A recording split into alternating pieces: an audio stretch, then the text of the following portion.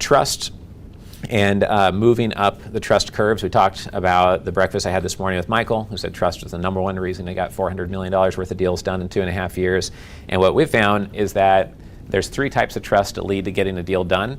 And if you're an investor, you can look at this chart a different way. If you're an investor with us here today, or if you're raising capital, you can look at it a different way.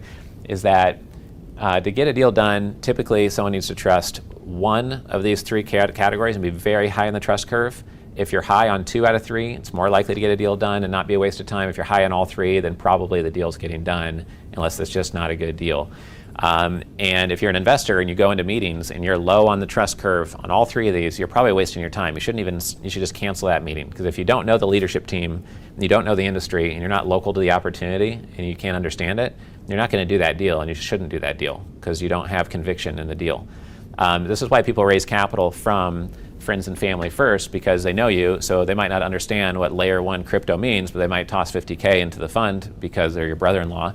And it's easiest to raise capital from people who are really high on this trust curve, and everyone starts there. Then people go to people who are in their industry, who made their money in the industry, and then they understand it, or at least in a related industry. Maybe they made their money in biotech, and they understand healthcare to some degree, and you can go to those types of investors.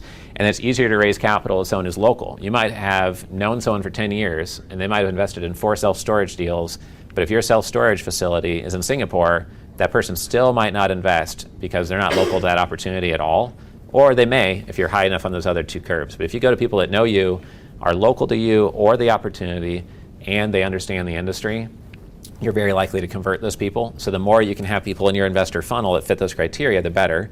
The other way to look at this is in your materials, just think, when I go to meet with someone, is my industry really confusing and no one understands a thing we're doing here? Then your materials need to make it very clear. If your industry is super simple, you need to focus either on the team trust or on the actual opportunity and getting them to walk the facility with you and point out things you're going to improve on the manufacturing floor, or that you're going to improve and add more bays within the dental clinic or whatever it may be. So you can change your pitch deck materials to the average type of investor you're approaching. And then every time you enter a meeting, you can ask yourself as you're walking in, okay, what's the goal of this meeting? Am I here to convince them that we are a team that has expertise that they can trust? Or am I here to teach them how the industry works, because otherwise we're dead in the water? Or is the goal of this meeting to get them to go on site and go on that tour of the 3 different assets we're buying, or something like that, right? So you can use this overall in your strategy, or dynamically as you get onto a phone call or get into a meeting and figure out what trust curve do I need to move this person up. If you can move someone up all 3, then you're very likely to get the deal done.